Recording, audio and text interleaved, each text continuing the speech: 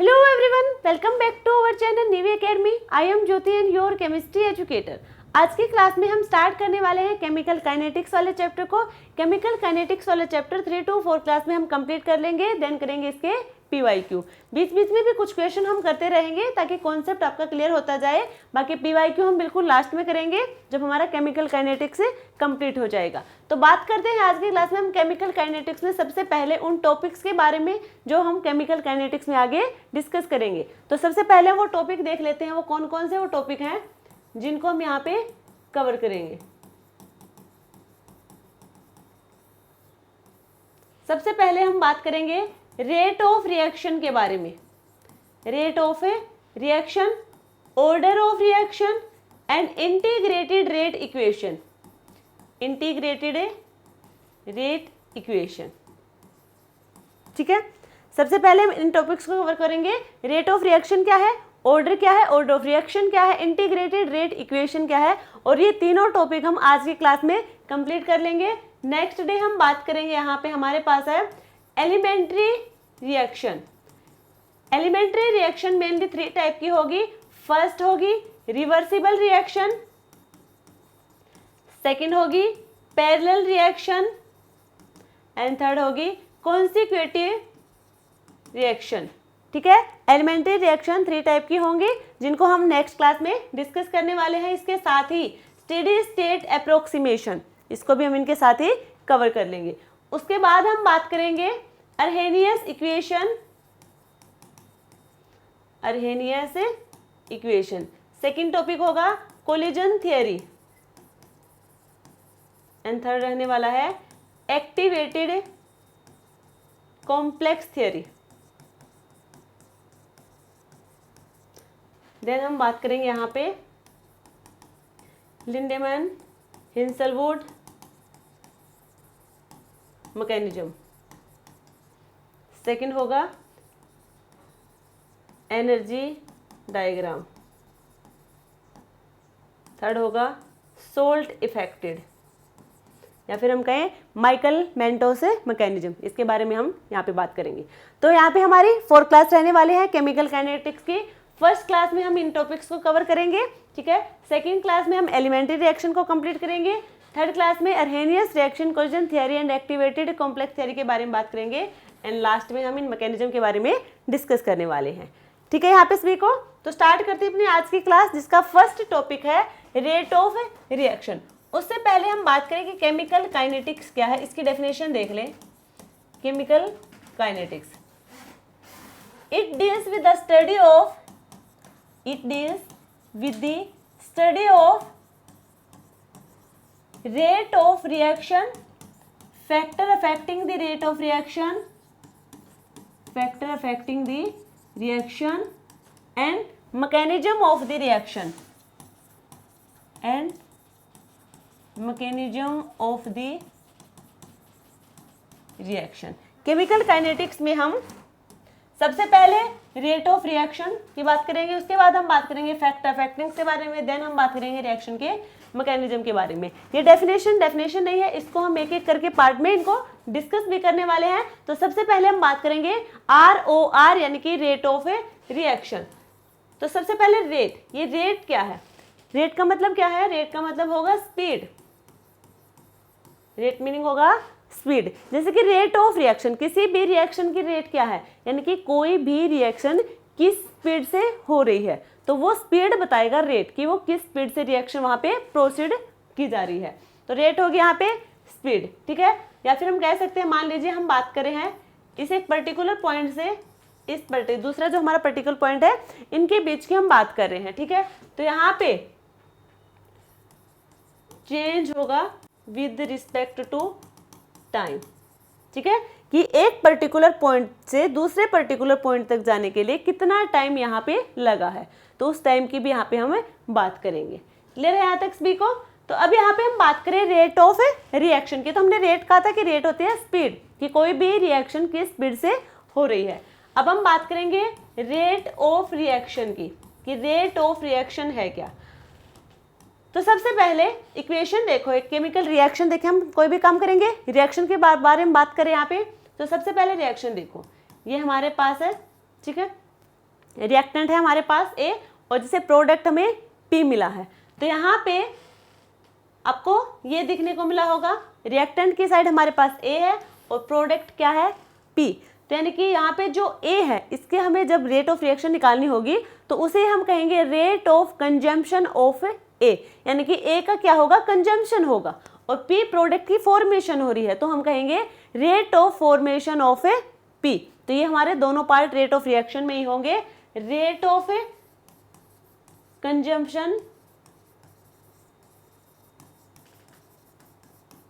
rate of consumption of A and rate of formation of P, यानी कि P product की formation की rate और A रिएक्टेंट की कंजम्पशन की रेट हमें कैलकुलेट करनी है। तो वो होगा हमारे पास इनिशियल A की रेट की बात करें हैं तो कंसंट्रेशन A की होगी वो फाइनल की माइनस इनिशियल की, यानी कि कंसंट्रेशन ऑफ A, कौन सी कंसंट्रेशन, फाइनल कंसंट्रेशन, और उसमें से माइनस करेंगे इनिशियल कंसंट्रेशन को upon T final minus T initial, यानी कि टाइम यहाँ पे फाइनल टाइम में से इनिशियल टाइम को हम यहाँ पे माइनस कर देंगे। कंजम्पशन की साइड में यहाँ पे लगेगा माइनस, ठीक है, माइनस साइन यहाँ पे लगेगा। फॉर्मेशन की बात करेंगे तो यहाँ पे प्लस लगेगा, ठीक है, और यहाँ पे concentration of P F P I T F T I, clear. इसको हम लिख सकते हैं, ये हमने चेंज दिखाया है। क्या चेंज दिखाया है यहाँ पे हमने, तो रेट ऑफ रिएक्शन, ये तो हमने रेट ऑफ रिएक्शन को टू पार्ट्स में बता दिया कि रेट ऑफ कंजम्पशन यानी कि जो रिएक्टेंट का कंजम्पशन हो रहा है उसकी रेट की बात करेंगे, और जो प्रोडक्ट की रेट की फॉर्मेशन हो रही है यानी कि जो प्रोडक्ट की फॉर्मेशन उसकी रेट की बात करें हम।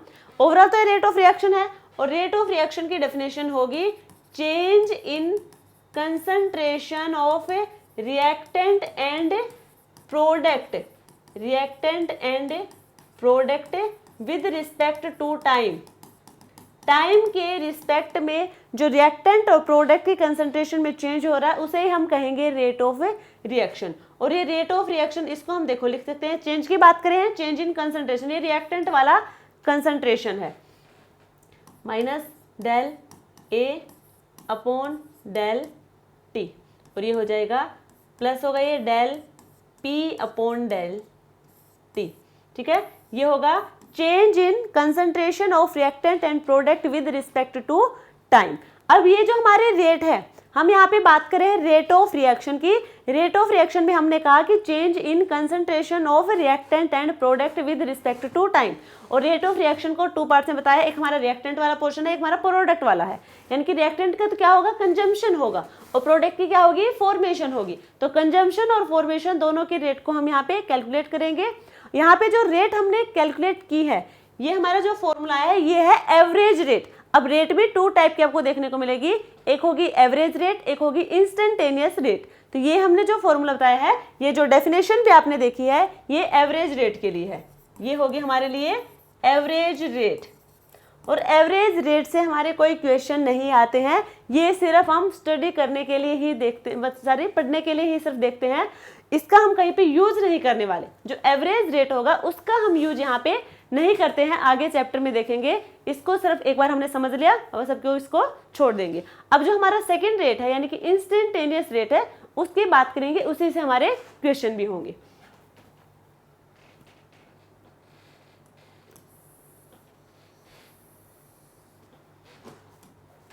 अब हम बात करेंगे इंस्टेंटेनियस रेट।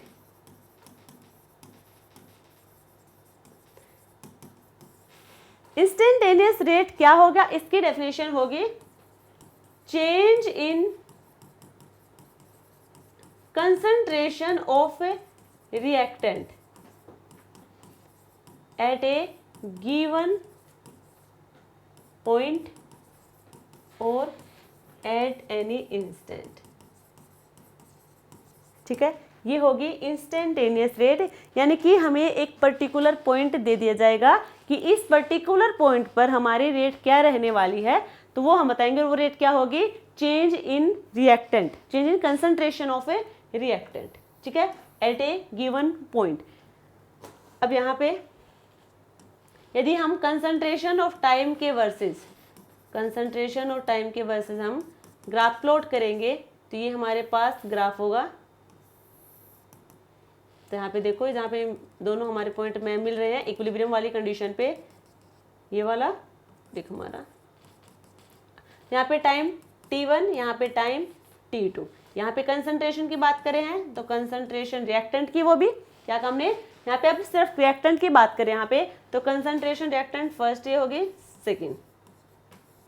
अब हमसे कोई कहते कि यहाँ पे एक पॉइंट है A और इस A पॉइंट की हमें रेट बतानी है, इसकी हमें इंस्टेंटेनियस रेट कैलकुलेट करनी है। तो वो कैसे कैलकुलेट करेंगे, देखो अभी हमने कहा कि रेट ऑफ रिएक्शन को 2 बार से बताया, एक तो था रेट ऑफ कंजम्पशन, एक था रेट ऑफ ए फॉर्मेशन। तो यहाँ पे इंस्टेंटेनियस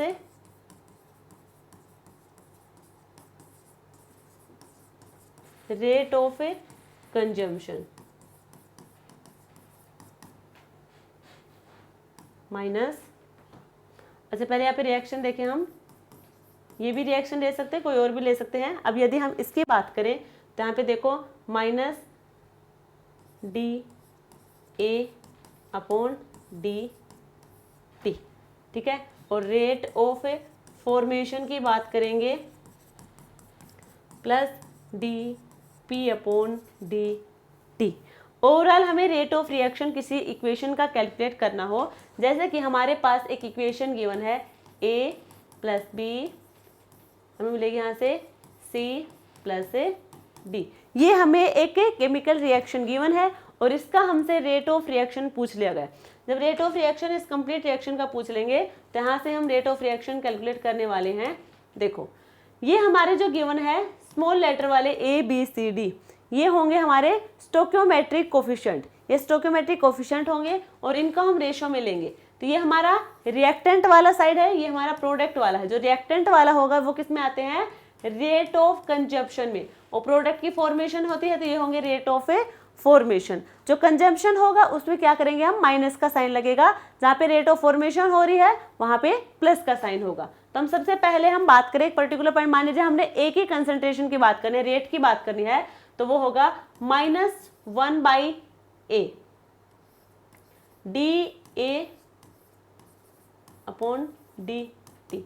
अब हमें b के लिए कैलकुलेट करनी है रेट, तो 1/b माइनस का d concentration of b upon D T. यदि हमें बात करनी है c की, ठीक है, तो c में क्या होगा, +1/c d concentration of c upon D T. अब d के लिए बात करेंगे तो +1/d d concentration of d upon D T. ऐसे हमें ये सोल्व करना है। अब ये जो रेट ऑफ रिएक्शन आई है, ये आई है in the term of concentration, in the term of concentration के टर्म में हमने रेट ऑफ रिएक्शन को कैलकुलेट किया है। यदि हमसे कोई कह दे कि इसी इक्वेशन को आपको in the term of pressure, in the term of pressure में रेट बताना है, in the term of pressure, pressure के टर्म में यदि हमें रेट ऑफ रिएक्शन कैलकुलेट करना हो तो यहाँ पे हो जाएगा डी, ये माइनस तो माइनस ही रहेगा, डी पी सॉरी हाँ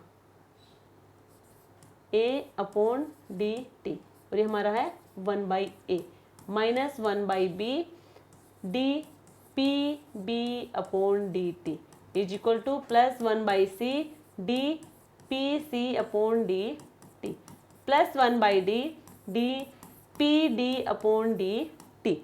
ये हमने प्रेशर की टर्म में रेट ऑफ रिएक्शन बताई है, ये हमने कंसंट्रेशन की फॉर्म में रेट ऑफ रिएक्शन बताई है। कंसंट्रेशन यानी कि ये कंसंट्रेशन को रिप्रेजेंट कर रहा है और ये जो P होगा ये प्रेशर को रिप्रेजेंट कर रहा है। क्लियर है यहाँ तक सभी को? अब इन दोनों के बीच का रिलेशन हम बताएंगे। जो हमारा प्रेशर और कंसंट्रेशन के टर्म में रेट हमने कैलकुलेट किया है, तो अब इन दोनों के बीच का रिलेशन बताएंगे। यदि हम बात करें जो प्रेशर की रेट है, जो प्रेशर के टर्म में हमने रेट लिखी है वो होगी हमारी RP, और कंसंट्रेशन की बात करें तो वो हो जाएगी RC। इन दोनों के बीच का रिलेशन हम बात करें तो वो होगा RP is equal to RC RD।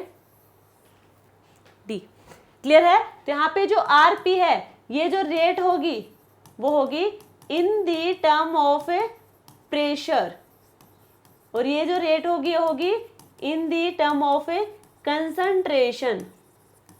यहाँ पे जो R है ये होगा कांस्टेंट और T होगा टेम्परेचर, और ये R है कौन सा कांस्टेंट है, गैस कांस्टेंट, जिसकी वैल्यू होगी 0.00821। क्लियर है, ये था हमारा रिलेशन RP और RC का। तो हमने यहाँ पे बात की है रेट ऑफ रिएक्शन की। हमारा फर्स्ट टॉपिक भी यही था, रेट ऑफ रिएक्शन। अब हमने रेट ऑफ रिएक्शन की तो बात कर ली, अब हम बात करेंगे इनके फैक्टर्स अफेक्टिंग के बारे में।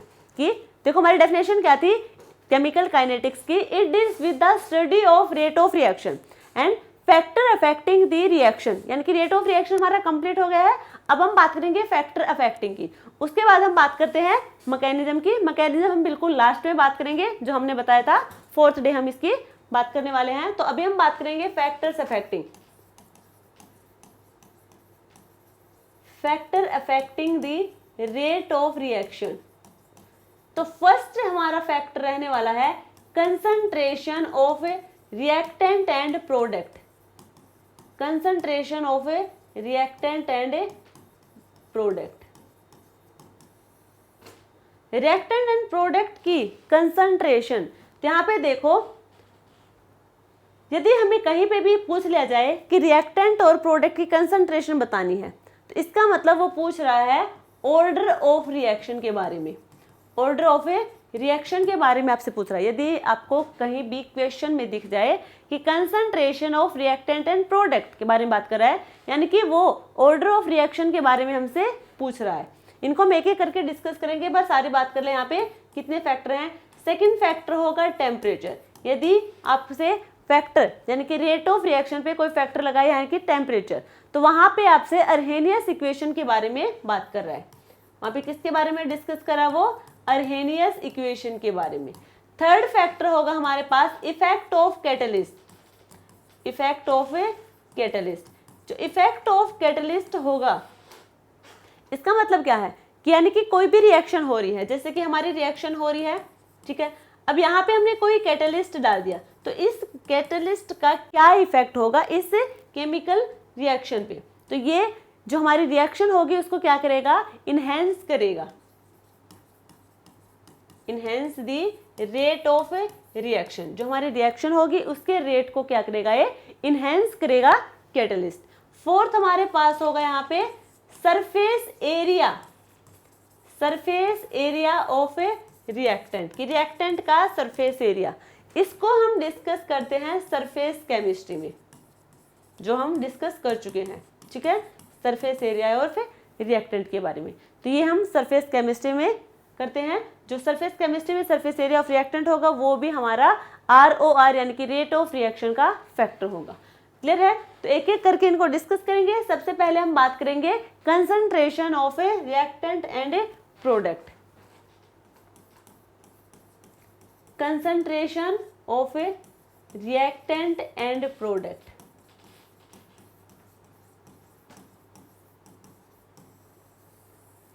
तो यहां पे क्या होने वाला है, हम डिस्कस करते हैं यहाँ पे लोमा के बारे में। लोमा के बारे में, law of mass action. Law of mass action, actually हम जो हमारा लॉ ऑफ मास एक्शन है इसको आज के टाइम पे हम डिस्कस नहीं करते हैं, इसको हम पहले डिस्कस करते थे।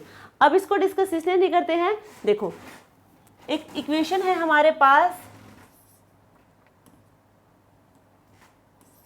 A + B, हमें प्रोडक्ट मिला P, ठीक है, और हमसे इसकी रेट पूछ ली जाए कि इसकी रेट बताओ, रेट ऑफ ए रिएक्शन। तो rate of reaction directly proportional होगा कंसंट्रेशन ऑफ ए रिएक्टेंट के, जो हमारी ये कंसंट्रेशन होगी A और B के। अब ये जो स्टोइकियोमेट्रिक कोएफिशिएंट होंगे इसके कहाँ जाएंगे, पावर में जाएंगे। जब हमने रेट ऑफ रिएक्शन की बात की, rate of reaction directly proportional होगा कंसंट्रेशन ऑफ ए रिएक्टेंट के, ठीक है। तो अब यहाँ पे जो स्टोइकियोमेट्रिक कोएफिशिएंट होंगे वो कहाँ चले जाएंगे, पावर में चले जाएंगे। अब इस डायरेक्टली प्रोपोर्शनल को हम रिमूव करेंगे तो K कंसंट्रेशन ऑफ A की पावर A और B की पावर B, ये है हमारा रेट। अब यहाँ पे क्या है, ये तो हमने अकॉर्डिंग टू लोमा की बात की है, लॉ ऑफ मास एक्शन की, कि रेट हमारे दिया आएगा। अब ये जो A और B है जो पावर में है, ये हमारी आज के टाइम पे इसलिए ही डिस्कस नहीं करें क्योंकि ये जो ए और बी है ये ऑर्डर के इक्वल हो भी सकते हैं और ऑर्डर के इक्वल नहीं हो सकते। अब हम बात करें यदि हमें ऑर्डर कैलकुलेट करना पड़ जाए, ऑर्डर हमें कैलकुलेट करना पड़े तो यहाँ पे आर होता है के ए की पावर एक्स और बी की पावर वाई, और ऑर्डर ऑफ रिएक्शन होगा order of A reaction. Second topic हमारा यही था कि हमें ऑर्डर ऑफ रिएक्शन को डिस्कस करना है। ऑर्डर ऑफ रिएक्शन होगा X plus Y, X plus A Y. अब ये जो x और y है ये जरूरी नहीं है कि ये कोफिशिएंट के इक्वल हो। ये जो x और y है ये जरूरी नहीं है कि ये a और b यानी कि जो स्टोइकियोमेट्रिक कोफिशिएंट है केमिकल रिएक्शन में उसके इक्वल हो भी सकते हैं और नहीं भी हो सकते, दोनों पॉसिबिलिटी यहाँ पे, ठीक है। तो ये a और b हमारे जरूरी नहीं है कि ये हमारे ऑर्डर ऑफ रिएक्शन के बारे में बात करें। ये स्टोइकियोमेट्रिक कोफिशिएंट है, ये हो भी सकते हैं ऑर्डर ऑफ रिएक्शन के इक्वल और नहीं भी हो सकते, दोनों पॉसिबिलिटी है, ठीक है। तो इसीलिए हम लूमा को आज के टाइम पे यूज नहीं करते हैं। लूमा का फिर यूज कहाँ करते हैं? इसका यूज सिर्फ और सिर्फ इक्विलिब्रियम कांस्टेंट को कैलकुलेट करने में यूज करते हैं, बाकी इसका यूज हम कहीं भी नहीं करते। इक्विलिब्रियम कांस्टेंट के बारे में यदि हमें कुछ जानना हो, यूज इसको कैलकुलेट करना हो तो तभी हम लूमा का यूज करते हैं, ठीक है। तो यहाँ पे हमने आर की बात की। आर हमारा क्या है? रेट है कि कंसंट्रेशन ऑफ ए की पावर एक्स और कंसंट्रेशन ऑफ बी की पावर वाई, ये होगा हमारा रेट लो और रेट एक्सप्रेशन, ठीक है, ये होगा। और यहाँ पे जो x और y है वो ऑर्डर होगा x प्लस वाई, और ये x y जरूरी नहीं है कि हमारे स्टोइकियोमेट्रिक कोफिशिएंट के इक्वल हो। क्लियर है यहाँ पे सभी को? अब यहाँ पे जो k है ये है इक्विलिब्रियम कांस्टेंट, और इसी को कैलकुलेट करने के लिए हम यूज करते हैं लोमा का, ठीक है। इसी के लिए हम लोमा का यूज करते हैं इक्विलिब्रियम कांस्टेंट यानी कि k को कैलकुलेट करने के लिए। r हमारा यहाँ पे क्या है? रेट है। r यहाँ पे रेट होगा, x होगा order with respect to a, और y होगा order with respect to b, ये b के रिस्पेक्ट में होगा। क्लियर है? ये इक्विलिब्रियम कांस्टेंट है और डिपेंड किस पे करेगा? ये हमारा इक्विलिब्रियम कांस्टेंट है, it depends on temperature and pressure. ये टेम्परेचर और प्रेशर पे डिपेंड करेगा और इंडिपेंडेंट होगा, independent upon concentration of A reactant and A product. ये कंसंट्रेशन पे डिपेंड नहीं करेगा, ये टेम्परेचर और प्रेशर पे डिपेंड करेगा इक्विलिब्रियम कांस्टेंट। और इक्विलिब्रियम कांस्टेंट को कैलकुलेट करने के लिए हम यूज करते हैं लोमा का, ठीक है, जो कि के होगा। क्लियर यहाँ तक सभी को? ठीक है। अब हम बात करेंगे ऑर्डर के बारे में कि ऑर्डर टर्म आई है ये है क्या। ऑर्डर का हम यदि इसकी बेस वैल्यू मान लें, हम बेस वैल्यू 0 है, तो अब इसका पॉजिटिव और नेगेटिव वैल्यू देखेंगे। बेस वैल्यू हमने मानी है 0, 0 क्या है? ऑर्डर की बेस वैल्यू है। अब ऑर्डर की हमारी वैल्यू पॉजिटिव में भी हो सकती है, नेगेटिव में भी हो सकती है, ठीक है। यदि पॉजिटिव है यानी कि जब हम कंसंट्रेशन को इंक्रीज करेंगे, जब हम कंसंट्रेशन को इंक्रीज करेंगे तो रेट ऑफ रिएक्शन भी वहां पे इंक्रीज हो रही है और ऑर्डर की वैल्यू पॉजिटिव आएगी। यदि कंसंट्रेशन को डिक्रीज कर रहे हैं तो रेट ऑफ रिएक्शन भी डिक्रीज होगा और ऑर्डर की वैल्यू नेगेटिव में आएगी। इसका मतलब क्या है? ऑर्डर हमारा 0 हो सकता है, पॉजिटिव हो सकता है, नेगेटिव हो सकता है और फ्रैक्शन में भी हो सकता है, ठीक है। ऑर्डर पॉजिटिव हो सकता है, नेगेटिव हो सकता है, 0 हो सकता है और फ्रैक्शन में भी हो सकता है। क्लियर है यहाँ तक सभी को? अब हम बात करें कि जो हमारा ऑर्डर होगा वो एक एक्सपेरिमेंटल क्वांटिटी है, ना कि theoretical. Order is an experimental quantity, ये एक एक्सपेरिमेंटल क्वांटिटी है और इसे ऑर्डर से हम कैलकुलेट करेंगे इंटीग्रेटेड रेट इक्वेशन को, जो हमारा थर्ड टॉपिक है। इंटीग्रेटेड रेट इक्वेशन को हम इससे सोल्व करने वाले हैं। क्लियर है यहाँ तक सभी को?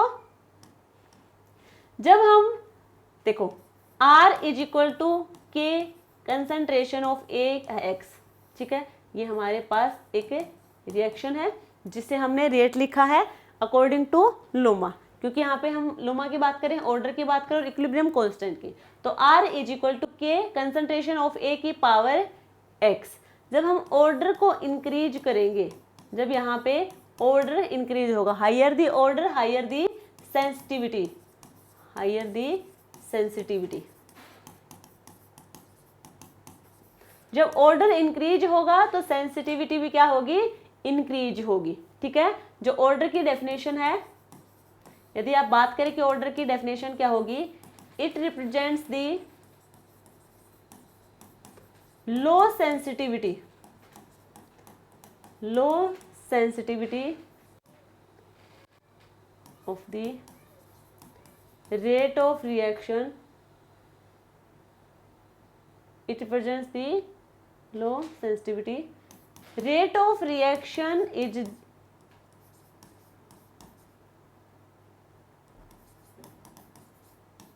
with the change in concentration of a reactant, ठीक है।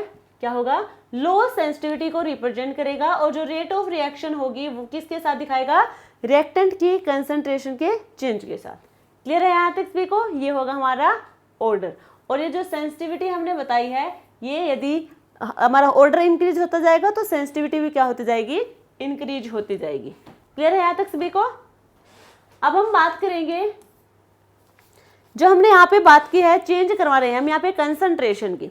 यहाँ पे हमने जो कंसंट्रेशन की चेंज दिखाई है, change in concentration of A या फिर change in concentration of B, जो हमारा रिएक्टेंट होगा उसके कंसंट्रेशन की चेंज यदि हम करवा रहे हैं तो हमारे यहाँ पे ऑर्डर क्या आने वाला है, वो एक पूरी टेबल देख लेंगे हम। देखो, चेंज इन कंसंट्रेशन ऑफ ए, ठीक है, फर्स्ट कॉलम ये रहने वाला है। सेकंड होगा, यदि हम रिएक्टेंट की कंसंट्रेशन में चेंज करवा रहे हैं तो रेट ऑफ रिएक्शन में क्या चेंज होगा, and then order of reaction क्या रहने वाला है, ठीक है, ऑर्डर ऑफ रिएक्शन क्या रहने वाला है, ये सब हम यहाँ पे एक कंप्लीट टेबल बना लेंगे, उससे देखेंगे।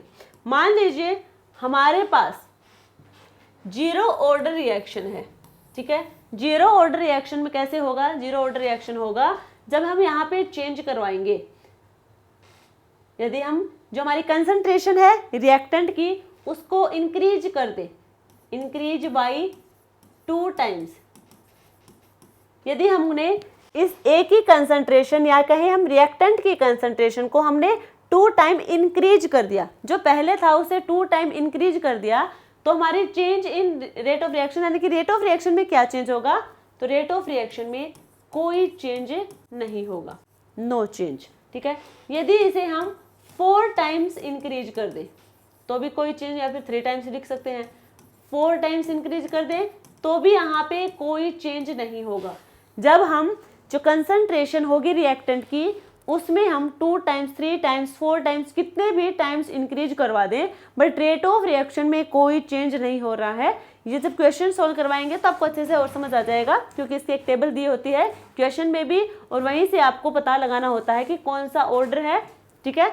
तो मान लीजिए हमारे पास रिएक्टेंट की कंसंट्रेशन है, उसमें हम चेंज कर रहे हैं, 2 टाइम्स चेंज कर दे, 3 टाइम्स चेंज कर दे, 4 टाइम्स चेंज कर दे, n टाइम्स चेंज कर दे, बट रिएक्शन में कोई चेंज नहीं हो रहा, रेट ऑफ रिएक्शन में कोई चेंज नहीं हो रहा, तो वो ऑर्डर होगा हमारा जीरो ऑर्डर रिएक्शन। क्लियर है। यदि हम रिएक्टेंट की कंसंट्रेशन को इंक्रीज करते हैं 2 टाइम्स 3 टाइम्स 4 टाइम्स या फिर n टाइम्स, ठीक है, तो यहाँ पे जो चेंज होगा रेट ऑफ रिएक्शन का, तो वो क्या होगा, कितना चेंज होगा। मान लीजिए यहाँ पे हमारे पास चेंज हो जाता है, जब नहीं चेंज होता तो जीरो ऑर्डर रिएक्शन है। अब यहाँ पे चेंज होगा, और चेंज कितना होगा, increase by 2 times, increase by 3 times, increase by 4 times, यानी कि जितना हमने रेट की कंसंट्रेशन में चेंज करवाया उतना ही हमारा यहाँ पे रेट ऑफ रिएक्शन में चेंज आया है, तो वो होगा first order reaction. First order reaction. अब हम बात करें rate by 2 times, rate by 3 times, 4 times, तो यहाँ पे हो जाए increase by 3 times, increase by 4 times.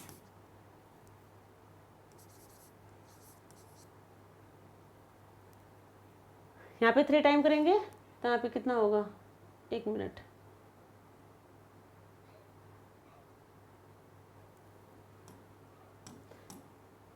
जब यहाँ पे 2 टाइम्स होगा तो कितना होगा, यदि 4 टाइम्स इंक्रीज हो रहा है, क्या हो रहा है, 4 टाइम्स इंक्रीज हो रहा है। यदि हम यहाँ पे 4 टाइम इंक्रीज करा रहे हैं तो यहाँ पे कितना हो रहा है, 8 टाइम इंक्रीज हो रहा है, तो वो होगी सेकेंड ऑर्डर रिएक्शन।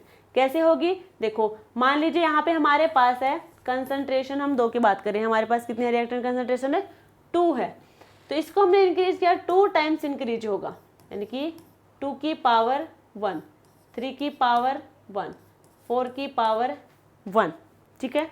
यहाँ पे क्या हो जाएगा, यहाँ पे 2 टाइम्स इंक्रीज किया, मान लीजिए 2 था, ठीक है, इसके हमने 2 टाइम्स इंक्रीज की है, तो यहाँ पे क्या हो जाएगा,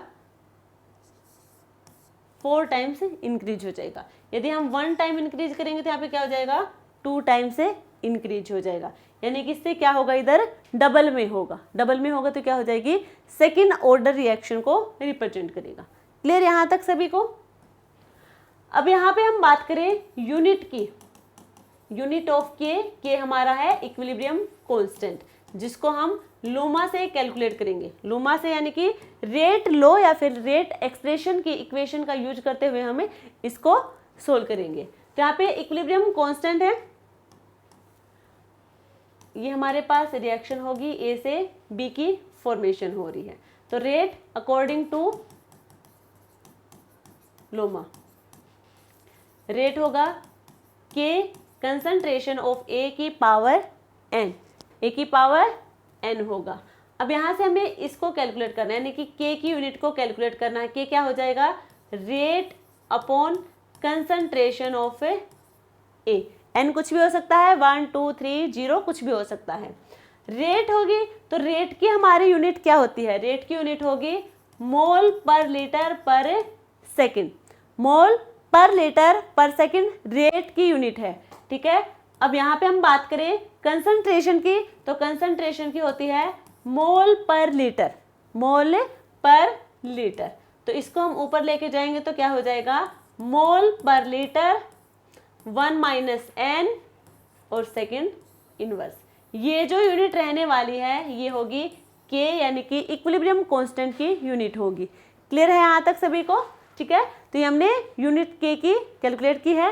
रेट की हमें पता है, रेट की होती है मोल पर लीटर पर सेकंड, कंसंट्रेशन की होती है मोल पर लीटर। जब कंसंट्रेशन को हम ऊपर लेके जाएंगे तो हमारे पास होगी मोल पर लीटर, उसकी पावर 1 माइनस एन, एन यहाँ पे जो होगा वो लिख देंगे, ठीक है, और सेकेंड इनवर्स।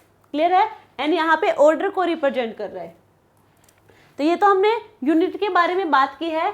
अब हम बात करेंगे ग्राफ के बारे में, कि ग्राफ को कैसे हम बनाते हैं वो हम लिखेंगे। ग्राफ को हम कैसे बनाएंगे, ग्राफ तो हम एक्चुअल में जब zero order, first order, second order की बात करेंगे तब वहां पे बता देंगे कि कौन से कैसे ग्राफ बन रहे हैं, बट ग्राफ बनाते कैसे हैं पहले हमें वो आना चाहिए। तो सबसे पहले हम बात करें स्ट्रेट लाइन का ग्राफ। एक हमारे पास स्ट्रेट लाइन का ग्राफ होता है, पैराबोलिक ग्राफ होता है, हाइपरबोला ग्राफ होता है, और एक हमारे पास होता है एक्सपोनेंशियल वाला ग्राफ। तो इन सारे के बारे में बात कर ले कि किस टाइप की आपको इक्वेशन देखने को मिलेगी, तो आपको ये वाला ग्राफ बनाना है। तो फर्स्ट हम बात करेंगे स्ट्रेट लाइन ग्राफ के बारे में। स्ट्रेट लाइन इक्वेशन की होगी, उसका ग्राफ कैसा होगा देखो, ये हमारे पास है क्वाड्रेंट में है, 4 क्वाड्रेंट है, first, second, third, fourth, 4 quadrant है। इधर हम क्या होते हैं, प्लस एक्स को रिप्रेजेंट करते हैं, इधर प्लस वाई को, ये हमारा माइनस एक्स होता है, ये हमारा माइनस वाई। तो इन चारों क्वाड्रेंट में से हम सिर्फ फर्स्ट क्वाड्रेंट का यूज करते हैं। उसका रीजन ये है क्योंकि ये हमारा पॉजिटिव क्वाड्रेंट है और हमारे लिए थोड़ा इजी हो जाता है ग्राफ को प्लॉट करना। तो ये पॉजिटिव वाला हमारा क्वाड्रेंट है, इसीलिए हम सिर्फ और सिर्फ फर्स्ट क्वाड्रेंट का यूज करते हैं। बाकी आप किसी भी क्वाड्रेंट को यूज करते हुए ग्राफ बना सकते हैं, उसमें कोई प्रॉब्लम नहीं है, बट इजी हमारे रहेगा फर्स्ट क्वाड्रेंट। तो फर्स्ट क्वाड्रेंट का यूज करेंगे, बाकी का हम यहाँ पे यूज नहीं करने वाले हैं। मान लीजिए हमारे पास equation I y is equal to M X plus C, और एक हमारे पास है y is equal to M X. ठीक है, डिफरेंस क्या है? सिर्फ c का। तो ये c क्या है? c क्या रिप्रेजेंट करती है? c रिप्रेजेंट करेगी इंटरसेप्ट को। c रिप्रेजेंट करता है इंटरसेप्ट, यानी कि यहाँ पे c गिवन है, इसका मतलब ये 0 के इक्वल तो नहीं है। ठीक है, यहाँ पे c गिवन नहीं है तो यहाँ पे जो इंटरसेप्ट होगी वो 0 के इक्वल होगी। ठीक है, वो 0 के इक्वल होगी। अब हम ग्राफ प्लॉट करते हैं x और y एक्सिस के लॉन्ग, तो ये हमारे पास ग्राफ होगा, इधर x एक्सिस होगी, इधर हमारे पास y एक्सिस होगी। अब यहाँ पे इन x और y को हम क्या लेंगे वो आगे जब हम बात करेंगे ग्राफ के बारे में, जो इक्वेशन होगी उसको देखते हुए बताएंगे कि x और y को क्या लेंगे। मेनली हम केमिकल काइनेटिक्स की बात कर रहे हैं, तो केमिकल काइनेटिक्स में हम जब ग्राफ प्लॉट कर रहे हैं तो उसकी बात करेंगे कि यहाँ पे हम कंसंट्रेशन ले रहे हैं, फिर टाइम ले रहे हैं। मेनली तो हम कंसंट्रेशन और टाइम की बात करेंगे, तो यहाँ पे कंसंट्रेशन को हम y पे लेंगे और टाइम को हम x एक्सिस पे ले लेंगे। बाकी आपको जब इक्वेशन करेंगे तब पता लगेगा। आपको ध्यान रखना है, यदि हमारे पास y एक्सिस है तो हम किस पे लेंगे? y पे, और इधर क्या लेंगे? x एक्सिस पे। c रिप्रेजेंट करेगा इंटरसेप्ट 0 नहीं है, इंटरसेप्ट 0 नहीं है तो इंटरसेप्ट हमारे यहाँ पे ओरिजिन पे ना होके क्या होगा? थोड़ा सा ऊपर होगा यहाँ पे, यानी कि हमारा इंटरसेप्ट रहेगा यहाँ पे c। ठीक है, और यहाँ पे y is equal to M X, यहाँ से हमें स्ट्रेट लाइन देगा, इस टाइप से ये देगा, स्ट्रेट लाइन देगा। अब यहाँ की बात करें तो यहाँ पे इंटरसेप्ट 0 है, 0 इंटरसेप्ट होगा तो ओरिजिन से स्टार्ट होगा स्लोप पे, इस टाइप का आपको देखने को मिलेगा। क्लियर है यहाँ तक सभी को? ठीक है, अब नेक्स्ट हम बात करें, सेकंड है exponential graph, exponential plot. Exponential में क्या होगा? देखो, y इज इक्वल टू ई की पावर x या फिर y इज इक्वल टू ई की पावर माइनस x, इस टाइप की आपको इक्वेशन मिल जाए। y इज इक्वल टू ई की पावर x और y इज इक्वल टू ई की पावर माइनस x। हमें ग्राफ प्लॉट करना है यहाँ पे वही y और x एक्सिस के बीच में, y और x एक्सिस के बीच में हमें ग्राफ प्लॉट करना है। तो जब e की पावर x है, यदि पावर x यानी कि प्लस की वैल्यू है तो हमें इस टाइप से कुछ देखने को मिलेगा। यदि माइनस में है तो माइनस में होगा तो क्या होगा? डिक्रीज होगा, तो इस टाइप से होगा। और यहाँ पे जो x होगा वो पैरेलली जाएगा। ठीक है, कहाँ होगा? पैरेलली जाएगा, और इधर हमारा यहाँ भी ये पैरेलल में ही जाएगा, ना कहीं ये मैच नहीं करेगा एक्सिस के साथ। क्लियर है? तो y इज इक्वल टू ई की पावर x है तो हमें ये ग्राफ देखने को मिलेगा, माइनस x है तो इस टाइप का आपको ग्राफ यहाँ पे देखने को मिलेगा। यदि x की वैल्यू 0 है तो y की वैल्यू क्या होगी? 1 होगी। यदि x की वैल्यू इनफाइनाइट है तो y की वैल्यू होगी यहाँ पे हमारे पास है 0। क्लियर है? यदि x की वैल्यू 0 होगी तो y हमारा 1 होगा, यदि x इनफाइनाइट होगा तो y हमारा क्या होगा? 0 हो जाएगा। क्लियर है यहाँ तक सभी को? ठीक है, तो ये हमने बात की है एक्सपोनेंशियल की। अब हम बात करेंगे पैराबोला की। थर्ड ग्राफ हमारा होगा पैराबोलिक। पैराबोलिक में क्या होगा? यदि y is equal to C X square, y is equal to C X की क्यूब, यदि इस टाइप की आपको इक्वेशन देखने को मिलती है, y is equal to C X square और सी एक्स की क्यूब, y और x एक्सिस के बीच में हम ग्राफ प्लॉट करेंगे, तो यहां से हमें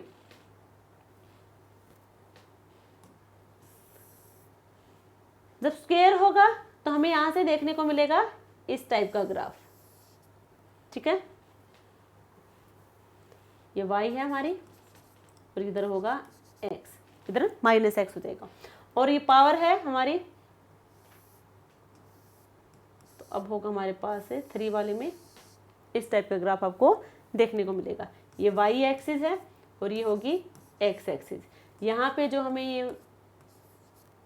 बीच में मिलेगा कर्व, जो कर्व होगा ये ब्रॉड शेप का होगा और ये होगी नैरो कर्व हमें देखने को मिलेगा। ये है पैराबोलिक का, तो आपको देख लेना है इनके साथ मैच करके इक्वेशन के साथ है कि कौन सा हमारी इक्वेशन दे रहा है। लास्ट हमारे पास है हाइपरबोला। हाइपरबोला कैसा होगा? हाइपरबोला में होगा y इज इक्वल टू, अच्छा यहाँ पे जो हाइपरबोला होगा उसमें आपको याद रखनी है कि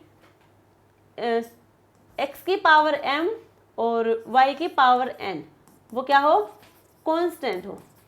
x की पावर m और y की पावर n क्या होंगे, दोनों किसके इक्वल होंगे, इनका प्रोडक्ट है कांस्टेंट के इक्वल होगा, ठीक है, कांस्टेंट के इक्वल होगा।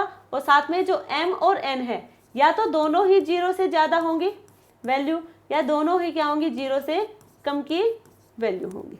जो m और n है इन दोनों की वैल्यू या तो दोनों की पॉजिटिव में होंगी या दोनों की वैल्यू किस में होंगी, नेगेटिव में होंगी। तो यहाँ पे कांस्टेंट के इक्वल होगा, तो यहाँ पे हाइपरबोला ग्राफ आपको देखने को मिलेगा हमारा हाइपरबोला का। क्लियर है सभी को, y और x एक्सिस के बीच में। तो ये हमने ग्राफ सिर्फ बताया है कि इस टाइप की इक्वेशन आपको देखने को मिले तो ये वाले कर्व होंगे वहां पे। तो अब यहाँ पे हम ऑर्डर ऑफ रिएक्शन के बारे में बात करेंगे, यानी कि इंटीग्रेटेड रेट इक्वेशन के बारे में यहाँ पे हमें डिस्कस करने वाले हैं। थर्ड टॉपिक हमारा ये था integrated rate equation. Integrated rate equation में होगा क्या, relation between concentration of reactant eight a different time interval, ठीक है। यहाँ पे हम रिएक्टेंट के कंसंट्रेशन और डिफरेंट टाइम इंटरवल के बीच के रिलेशन के बारे में बात करते हैं इंटीग्रेटेड रेट इक्वेशन में। अब यहाँ पे हमें इक्वेशन भी मिलेंगी, यहाँ से हम ग्राफ के बारे में बात करेंगे, यहाँ पे हम यूनिट के बारे में बात करेंगे, डिफरेंट ऑर्डर के बारे में बात करेंगे। तो फर्स्ट ऑर्डर रहने वाला है zero order reaction. Zero order reaction, zero order reaction, ये हमारे पास एक इक्वेशन है। कोई हमारे पास रिएक्टेंट A है, उससे हमें प्रोडक्ट P की फॉर्मेशन देखने को मिल रही है। तो सबसे पहले बात करेंगे according to the rate law, ठीक है।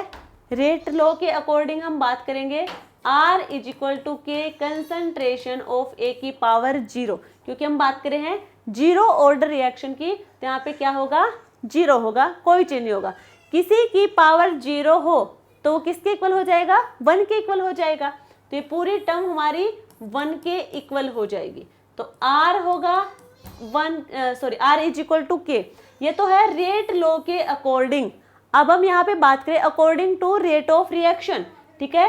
रेट ऑफ रिएक्शन यानी कि इंटीग्रेटेड रेट ऑफ रिएक्शन के बारे में बात करेंगे, तो उससे हमें मिलेगा, ये हमारा रिएक्टेंट की साइड है तो -1/A और कंसंट्रेशन ऑफ A/dt ये होगा, और ये किसके इक्वल होगा, K के इक्वल होगा, K के इक्वल होगा, ठीक है। अब यहाँ पे जो यहाँ पे है हमारे पास A को हम इधर लेके जाएंगे, dt को भी हम इधर लेके जाएंगे। ये हमने डिफरेंशिएशन करवाया है, क्या करवाया है, इसका डिफरेंशिएशन हमने यहाँ पे करवाया है। डिफरेंशिएशन करवाने के बाद हमें इक्वेशन मिलती है। अब यहाँ पे पहले हम a और dt को इधर लेके आएंगे, तो -dA is equal to KA/dt। अब हम यहाँ पे इंटीग्रेशन अप्लाई करेंगे दोनों साइड, इंटीग्रेशन अप्लाई करेंगे दोनों साइड। तो जैसे ही इंटीग्रेशन अप्लाई करते हैं तो हमें मिलेगा यहाँ से dA is equal to AK और dt। तो जो इंटीग्रेशन होगा इनिशियल टाइम से फाइनल टाइम तक और इनिशियल कंसंट्रेशन से फाइनल कंसंट्रेशन। इनिशियल कंसंट्रेशन होगी हमारी कंसंट्रेशन ऑफ A, नोट से हम इसे रिप्रेजेंट करेंगे, और फाइनल कंसंट्रेशन होगी हमारी कंसंट्रेशन ऑफ A। क्लियर है यहाँ तक सभी को, ठीक है। जब हम इंटीग्रेशन करवाएंगे यहाँ से तो हमें मिलेगा, इंटीग्रेशन करवाने के बाद concentration of A nought minus concentration of A is equal to AKT, AKT के इक्वल होगा। क्लियर है। अब मान लीजिए A की वैल्यू हमारे पास 1 के इक्वल है, तो concentration of A nought minus concentration of A is equal to AK के इक्वल होगा। क्लियर है। और ये होगी इंटीग्रेटेड रेट इक्वेशन, और हमें यही सोल्व करनी है, इंटीग्रेटेड रेट इक्वेशन। तो यहाँ पे तो जीरो ऑर्डर के लिए हमने रेट लॉ के अकॉर्डिंग बात की थी। अब हमने बात की है इसकी इक्वेशन इंटीग्रेटेड रेट इक्वेशन। अब इसके यूनिट और इसके ग्राफ प्लॉट करेंगे। तो देखो, यदि हम यूनिट की बात करें तो यूनिट होगी इसकी मोल पर लीटर पर सेकेंड। जीरो ऑर्डर रिएक्शन के लिए यूनिट होगी मोल पर लीटर पर सेकेंड। अब हम ग्राफ प्लॉट करेंगे। तो जो ग्राफ प्लॉट करेंगे, सबसे पहला जो ग्राफ प्लॉट करेंगे वो करेंगे concentration of A nought minus concentration of A versus T, यानी कि टाइम के वर्सेस हम यहाँ पे ग्राफ प्लॉट करने वाले हैं। तो इंटीग्रेटेड रेट इक्वेशन को देखते हुए हमें सारे ग्राफ प्लॉट करने हैं। तो यहाँ पे ये हमारे पास है इक्वेशन, ए की नहीं सॉरी, ए तो वर्ड कर देना, के टी के इक्वल हो गए, ठीक है, के टी। अब यहाँ पे देखो ये वैल्यू और टी, ये हमारे पास टी क्या होगा, टी के ये डायरेक्टली प्रोपोर्शनल होगा। क्या होगा, किसके डायरेक्टली प्रोपोर्शनल होगा। तो यहाँ पे हमें कैसा इक्वेशन दिखा रही है, ये जो हमारे पास इक्वेशन है ये कैसी इक्वेशन दिखा रही है, y is equal to M X. यहाँ पे कोई c यानी कि कोई इंटरसेप्ट आपको देखने को नहीं मिलेगा। तो y is equal to M X. y और x के वर्सेस हम ग्राफ प्लॉट करेंगे। y यहाँ पे कंसंट्रेशन को रिप्रेजेंट करेगा, x यहाँ पे टाइम को रिप्रेजेंट करेगा, m यहाँ पे हमारा क्या है, k है, ठीक है। और ये हमारा इधर होगा concentration of A nought minus concentration of A upon versus किसके, टाइम के। तो यहाँ पे डायरेक्टली प्रोपोर्शनल होगा। डायरेक्टली प्रोपोर्शनल होगा जैसे जैसे कंसंट्रेशन का चेंज इंक्रीज होता जाएगा तो वैसे वैसे टेम्परेचर भी यहाँ पे टाइम, टेम्परेचर नहीं टाइम, ठीक है, वो भी क्या होता जाएगा, यहाँ पे इंक्रीज होता जाएगा। हम टाइम की बात करें, यहाँ पे टाइम इंटरवल की, टेम्परेचर की नहीं कर रहे। तो डायरेक्टली प्रोपोर्शनल होगा तो ये स्ट्रेट लाइन हमें देगा, y is equal to M X. यहाँ पे c यानी कि कोई इंटरसेप्ट नहीं होगा, इंटरसेप्ट की वैल्यू जीरो के इक्वल होगी, जीरो के इक्वल होगी तो हमें ये स्ट्रेट लाइन ग्राफ यहाँ पे देगा। क्लियर यहाँ तक सभी को। अब हम आगे बात करें, मान लीजिए अब हमें ग्राफ प्लॉट करना है यहाँ पे concentration of A nought versus T के, ए नोट वर्सेस टी के अलोंग हमें ग्राफ प्लॉट करना है। तो इक्वेशन हमारी इंटीग्रेटेड इक्वेशन है concentration of A minus concentration of A is equal to K T, ठीक है। अब इसके वर्सेस हमें देखना है तो इसको हम कहाँ लेके जाएंगे, इधर लेके जाएंगे, प्लस में हो जाएगा के टी प्लस कंसंट्रेशन ऑफ ए, यही होगा। अब टी यहाँ पे है, ये हमारे पास क्या होगा। अब यहाँ पे आपको ये इक्वेशन दिख रही है y is equal to M X plus C. C यहाँ पे क्या है, इंटरसेप्ट को रिप्रेजेंट कर रहा है जो कि जीरो के इक्वल है नहीं है। अब जीरो के इक्वल नहीं होगा तो हमारे पास वैल्यू आ जाएगी ये वाली, ठीक है, ये वाली वैल्यू आ जाएगी। हमसे कोई पूछ ले कि हमें concentration of A versus T ये देखना है, तो यहाँ पे हमारे पास होगा concentration of A nought minus concentration of A is equal to K T. हमें ए की बात करनी है तो ए को इधर लेके आएंगे, प्लस में हो जाएगा, के टी को इधर लेके आएंगे, माइनस में हो जाएगा। Concentration of A nought minus K T, ठीक है। अब यहाँ पे ये देखो, ये सी यानी कि इंटरसेप्ट को रिप्रेजेंट करें, इंटरसेप्ट यहाँ पे जीरो के इक्वल नहीं होगा, कुछ तो वैल्यू होगी, ठीक है। यानी कि ओरिजिन जी सो हम ग्राफ को शुरू नहीं करेंगे, स्टार्ट यहाँ पे ओरिजिन से स्टार्ट नहीं होगा हमारा ग्राफ। तो यहाँ पे ये हमारे पास y है, ये हमारे पास mx है, तो y है और यहाँ पे क्या हो जाएगा, x हो जाएगा। अब यहाँ पे इंटरसेप्ट से ये स्टार्ट नहीं होगा। दूसरा पॉइंट ये है कि यहाँ पे ये वैल्यू भी किस में है, नेगेटिव में है, तो ये डिक्रीज होगा ना कि इंक्रीज होगा। तो ग्राफ आपको कुछ इस टाइप का देखने को मिलेगा। क्लियर है। अब हमसे पूछ ले इसी में फोर्थ ग्राफ है concentration of A minus concentration of A not versus T. इसके बीच में हमसे ग्राफ पूछ ले तो फिर क्या होगा, देखो इंटीग्रेटेड रेट इक्वेशन ये होगी हमारे पास के टी के इक्वल। हमें करना क्या है, इसको रिवर्स करना है।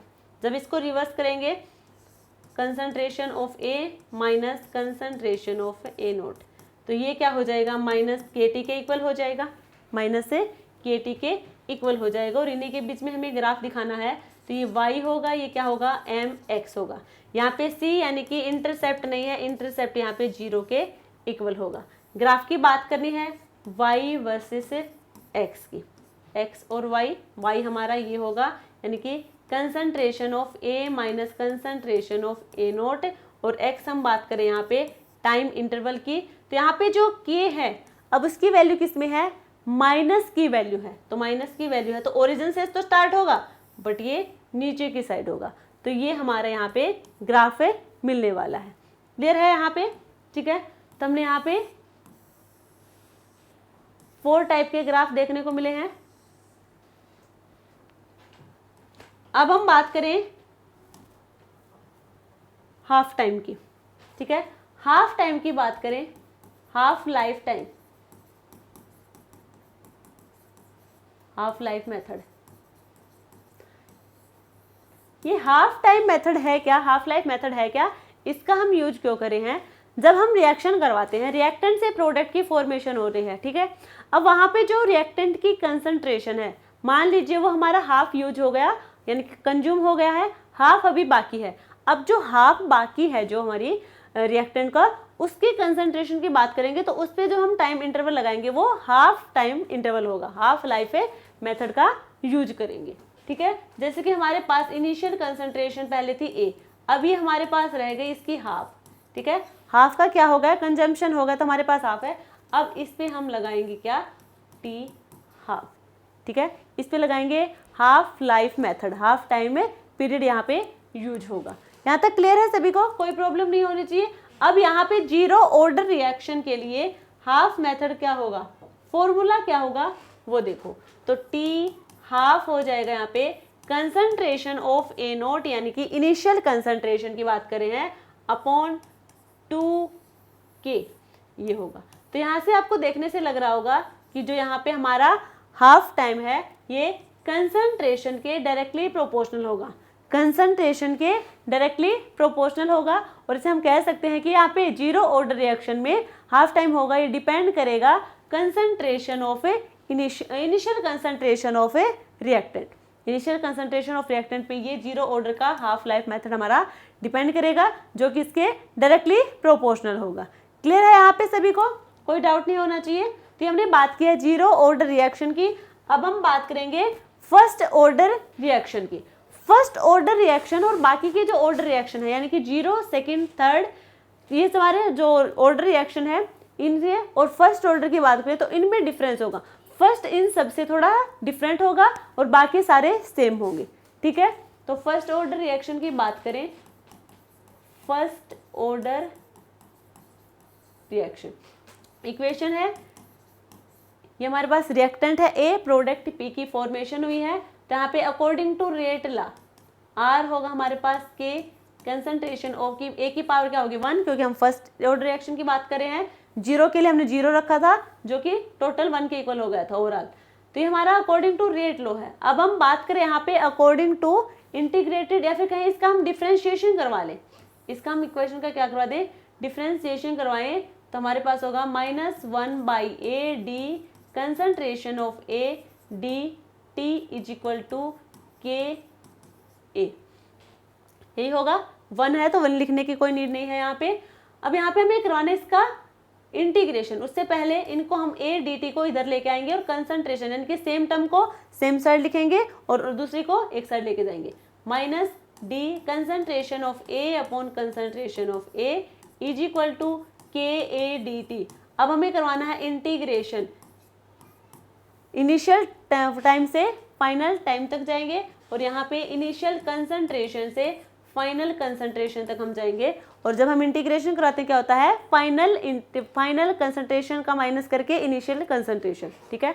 फाइनल टाइम में से हम माइनस करते हैं इनिशियल टाइम को, ठीक है। तो जब हम इनको सोल्व करेंगे तो हमारे पास आएगा यहाँ पे L N concentration of A naught, यानी कि इनिशियल कंसंट्रेशन, और ये होगी हमारी concentration of A is equal to A K T. और के ए को हम मान ले 1, if A is equal to 1, तो L N concentration of A nought upon concentration of A is equal to K T. ये होगा हमारे पास के टी। तो ये हमारा है integrated rate equation for first order equation, integrated rate equation for first order reaction. अब हम बात करेंगे इसके यूनिट की। यूनिट होगी इसकी second inverse. First order reaction के लिए यूनिट होगी सेकंड इनवर्स। और अब इसके ग्राफ प्लॉट करेंगे हम, तो ग्राफ रहने वाला है, फर्स्ट ग्राफ देखेंगे L N concentration of A upon concentration of A is versus time. ठीक है, इनके बीच में हमें ग्राफ प्लॉट करना है। तो इक्वेशन हमारे पास क्या है, ये है। तो ये क्या होगा, इसके डायरेक्टली प्रोपोर्शनल होगा। क्या होगा, इसके डायरेक्टली प्रोपोर्शनल होगा। तो स्टेट यानी कि y is equal to M X, m यहाँ पे k हो जाएगा। ठीक है, x हमारा क्या होगा, टाइम, और y होगा ये।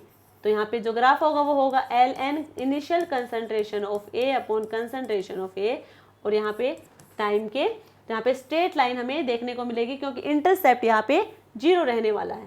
सेकेंड ग्राफ की बात करें तो L N concentration of A versus T, इनके बीच में हमें ग्राफ प्लॉट करवाना है। इनके बीच में हमें ग्राफ प्लॉट करवाना है, या फिर इसका एक बार रिवर्स और करके देख ले एक बार। ठीक है, हमारे पास एक्चुअल में इंटीग्रेटेड रेट इक्वेशन होगी initial concentration of A upon concentration of A K T. हमें चाहिए क्या, इसका रिवर्स करवाएंगे इसको हम, तो उधर क्या आ जाएगा, माइनस के टी के इक्वल हो जाएगा। अब हमें ग्राफ प्लॉट करवाना है, तो यहाँ पे ये है y is equal to M X, X T है, y हमारा ये है, m हमारा k के इक्वल है। साइन यहाँ पे क्या आया, माइनस का साइन आया। अब माइनस का साइन है तो यहाँ पे हमारे पास क्या होगा, और साथ में प्लस सी यहाँ पे है नहीं, यानी कि इंटरसेप्ट हमारा 0 के इक्वल है। तो ओरिजिन यहाँ 0 से स्टार्ट होगा, इंटरसेप्ट 0 है तो 0 से स्टार्ट होगा ग्राफ हमारा। ये होगा L N concentration of A upon initial concentration of A, और ये हो जाएगा इधर टाइम इंटरवल। तो यहाँ पे ग्राफ होगा इस टाइप का। क्लियर है, क्योंकि ये नेगेटिव वैल्यू दे रहा है तो ग्राफ क्या होगा, नीचे की साइड जाएगा नेगेटिव वाले क्वाड्रेंट में। फर्स्ट क्वाड्रेंट होगा हमारा पॉजिटिव का होता है, बाकी तीनों हमारे कैसे होते हैं, नेगेटिव के। तो नेगेटिव में हम x की वैल्यू किधर जा रही है, नेगेटिव वाले की साइड, तो ये हमारे इधर लेके आएंगे। तो ये हमारा आ गया इधर से। अब हम यहाँ पे बात करें थर्ड ग्राफ की, L N concentration of A versus T. तो हमारे पास इंटीग्रेटेड रेट इक्वेशन होगी ये is equal to K T. हमें चाहिए ये, देखो कैसे हो सकता है, जब हम इनकी जो हमारे लॉगरिथम हो गए डिवाइड में लिख रखे हो तो इसकी वैल्यू कैसे होती है, नेगेटिव में, यानी कि L N concentration of A note minus concentration of A, इसके इक्वल लिख सकते हैं is equal to K T. हमें ये वाली वैल्यू चाहिए। ठीक है, इसको हम इधर लेके आएंगे और के टी को हम इधर लेके आएंगे। तो L N concentration of A is equal to L N concentration of A note minus K T, ये होगा हमारे पास।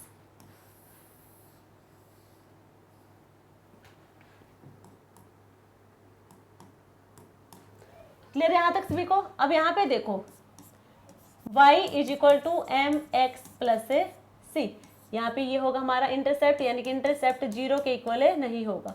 x हमारा टाइम और y हमारा ये। ग्राफ प्लॉट करेंगे L N concentration of A, और इधर होगा टाइम। तो यहाँ पे इंटरसेप्ट यानी कि 0 ओरिजिन से तो स्टार्ट होगा नहीं यहाँ पे ग्राफ, साथ में एल एन ए नोट। ठीक है, इंटरसेप्ट यहाँ पे है माइनस की वैल्यू तो डिक्रीज होगा, यानी कि इंटरसेप्ट यहाँ पे 0 नहीं है और किधर आएगा, डिक्रीज होगा, नीचे की साइड आएगा। तो ये होगा इसका ग्राफ। अब हम बात करें half life method.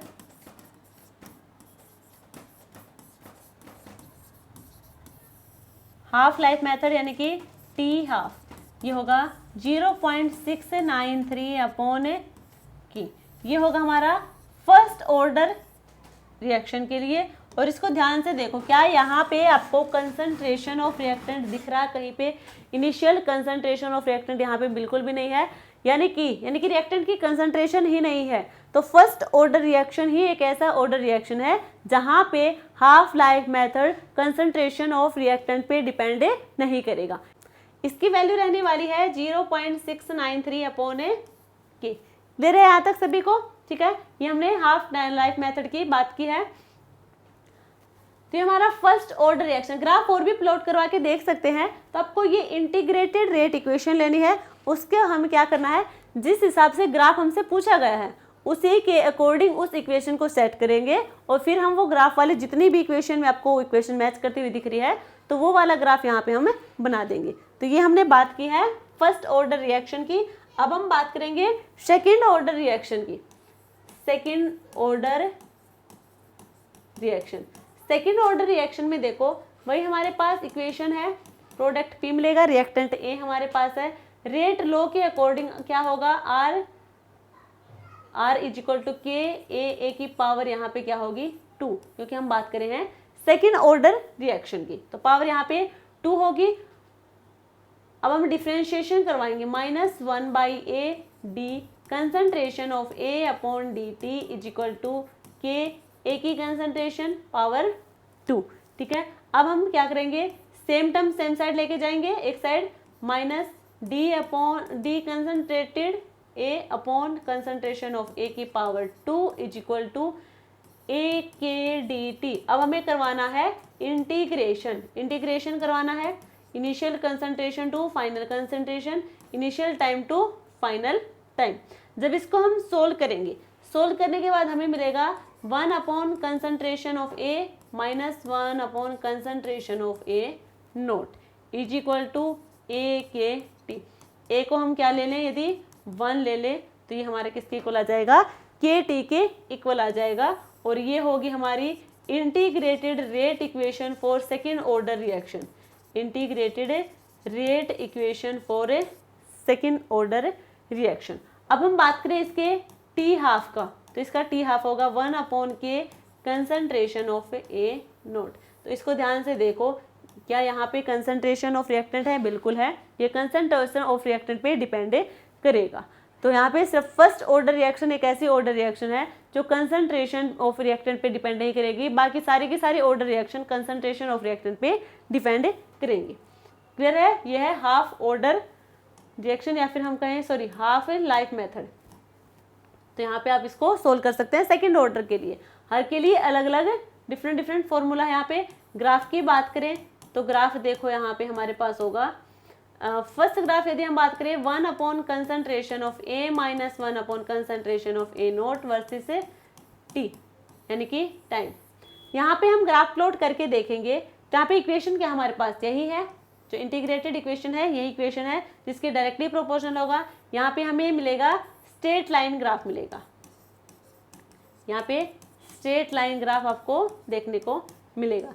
Second graph की बात करें 1 upon concentration of A versus T, तो यहाँ पे अब देखो इस वाले टर्म को हम किधर लेके जाएंगे, दूसरी साइड ले आएंगे। ठीक है, तो हमारे पास क्या हो जाएगा 1 upon concentration of A is equal to KT plus 1 upon concentration of A nought, Y is equal to MX plus C। ये क्या हो जाएगा इंटरसेप्ट, यानी कि इंटरसेप्ट यहाँ पे 0 नहीं होगा। तो इसके लिए ग्राफ, और ये क्या वैल्यू किस में है, पॉजिटिव में, इंटरसेप्ट यहाँ पे पॉजिटिव होती है, यहाँ पे हो जाएगा 1 अपॉन कंसंट्रेशन ऑफ A और इधर होगा T। ठीक है, और ये हमारे पास क्या होगा इंटरसेप्ट होगा।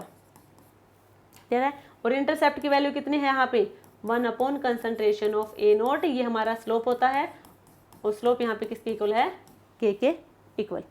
क्लियर है, यह है सेकेंड ऑर्डर रिएक्शन। और यहाँ पे आप कितने भी ग्राफ प्लॉट करके देख सकते हैं, बस आपको इस इक्वेशन को घुमा फिरा के लिखना है, जो हमसे ग्राफ पूछा गया है उसी फॉर्मेट में हमने इस इक्वेशन को लेके आना है, बाकी इसमें कुछ भी नहीं है। ठीक है, नेक्स्ट हम बात करेंगे third order reaction. Third order reaction, third order reaction में भी यही हमारे पास एक रिएक्शन है, chemical reaction, reactant A product P की फॉर्मेशन हो रही है अकॉर्डिंग टू रेट लॉ। यहाँ पे R यानी कि rate is equal to K concentration of A की पावर 3, क्योंकि यहाँ पे थर्ड ऑर्डर की हम बात कर रहे हैं, ठीक है। अब हमें करवाएं इसका डिफ्रेंशिएशन करवा दे, -1/A D concentration of A upon dt is equal to K concentration of A की power 3। Same term same side लेके आएंगे, minus D concentration of A upon concentration of A की power 3 is equal to AKDT।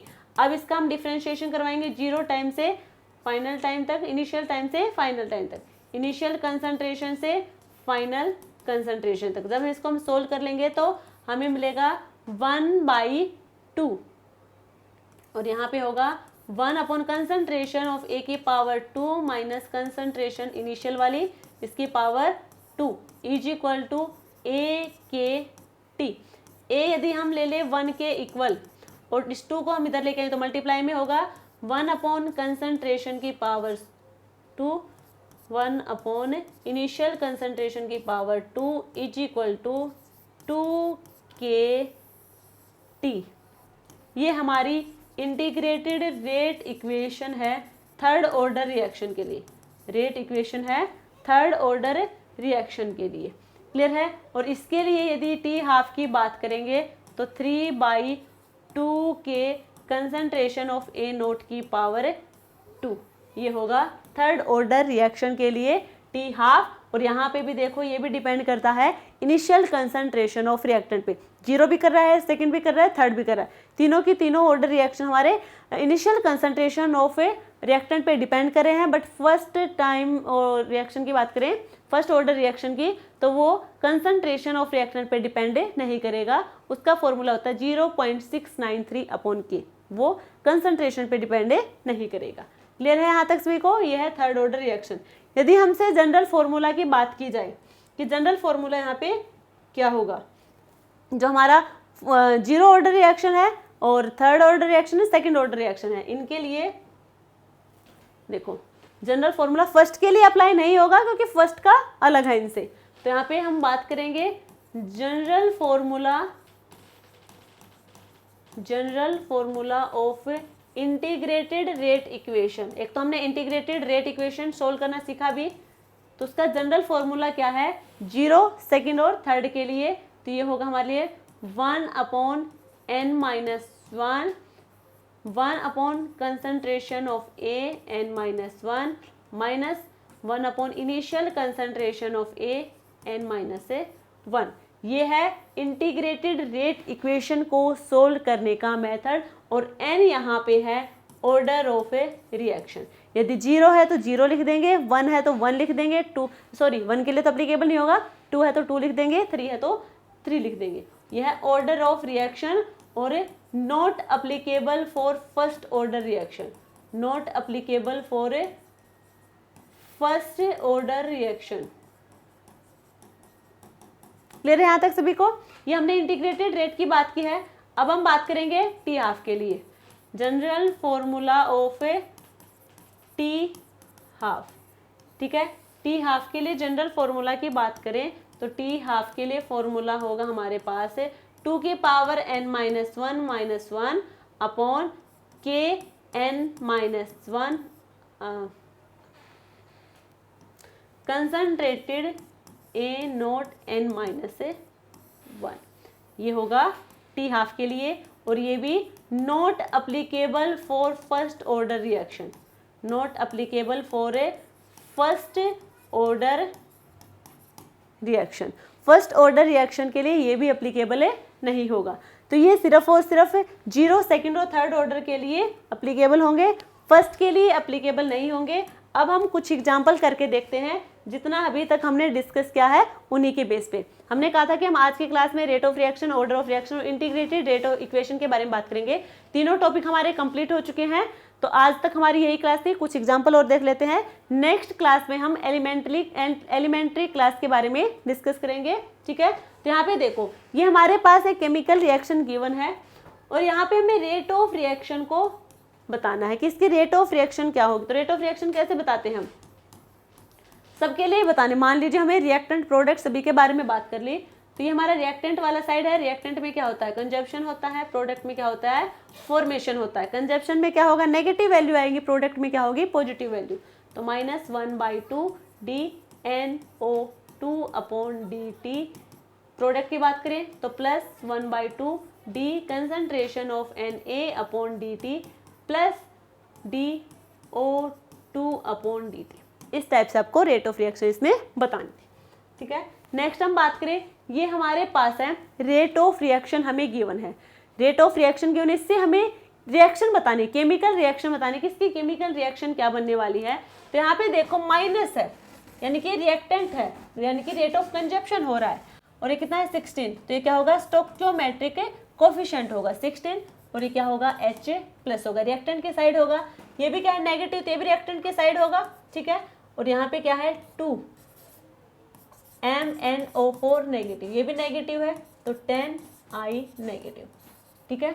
ये सारे के सारे reactant के side होंगे, क्योंकि यहाँ पे रेट ऑफ कंजम्पशन आपको देखने को मिलेगा कि कंजम्पशन हो रहा है यहाँ पे, ठीक है। ये सारे के सारी वैल्यू आपको प्लस की दिख रही है, तो यहाँ से क्या है प्रोडक्ट की साइड होंगी 2Mn2 plus 8H2O plus 5I2। तो ये होगी केमिकल रिएक्शन जो हमने इस रेट ऑफ रिएक्शन से बनाई है। क्लियर है यहाँ तक है।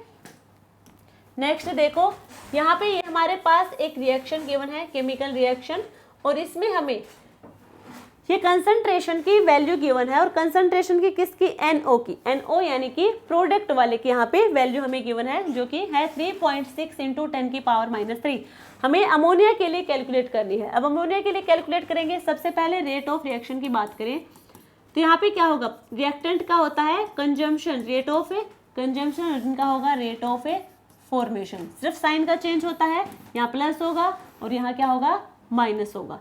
तो पहले हम इनकी बात करें, ये हमें कैलकुलेट करना है, तो अमोनिया की निकालेंगे, तो वो होगा हमारे पास है NH3 अपॉन dt और -1/4, -1/4 होगा, क्योंकि यहाँ पे कंजम्पशन हो तो माइनस आएगा, स्टोइकियोमेट्रिक कोफिशिएंट हो वो कहाँ पे चला जाएगा, हमारा डिनोमिनेटर में चला जाएगा, इज इक्वल टू। अब NO की बात करें, NO क्या होगा 1/4, ये प्लस का होगा, DNO upon dt।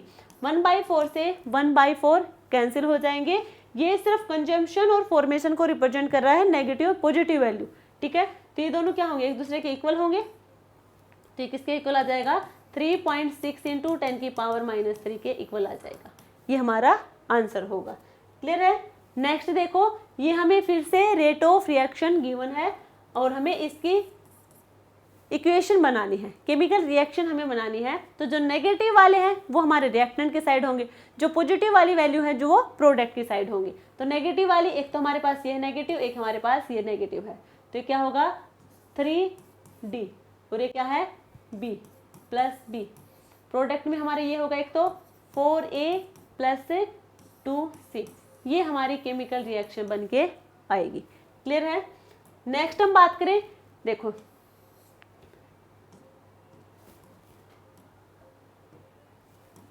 NO plus O3, ये मैंने क्या मिलेगा, NO2 प्लस O2, ये हमें इक्वेशन गिवन है। अब यहाँ पे कंसंट्रेशन की फॉर्म में वैल्यू ना दे के हमारे पास क्या है, प्रेशर की फॉर्म में है, ठीक है। और हमें यहाँ पे दे रखा है कि NO जिसका इनिशियल प्रेशर है वो है 700 mmHg, ठीक है, और ये है फाइनल के लिए, बट ये कंसंट्रेशन की फॉर्म में नहीं है, प्रेशर की फॉर्म में है, ये ध्यान रखना है। टाइम हमें गिवन है 250 सेकेंड है। रेट हमें कैलकुलेट करनी है। रेट क्या होगा, जब हम रेट कैलकुलेट करते हैं तो ये होगा हमारे पास माइनस, NO हमारे किधर है, रिएक्टेंट की साइड है, तो माइनस होगा NO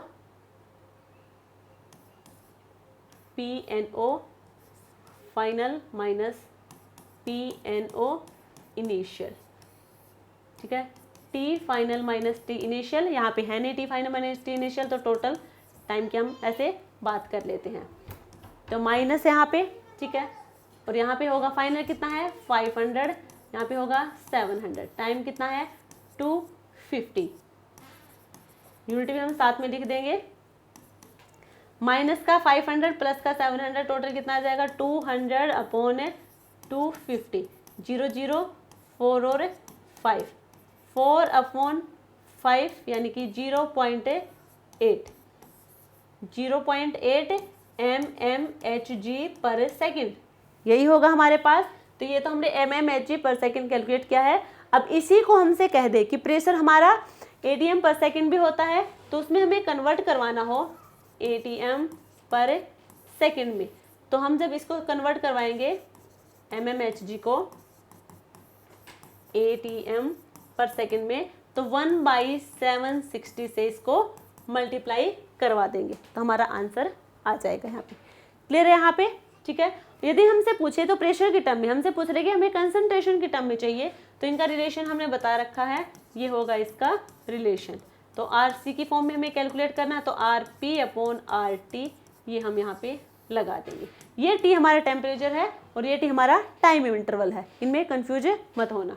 ठीक है यहाँ पे सभी को। नेक्स्ट देखो, यहाँ पे वही है, ये आपके लिए होमवर्क है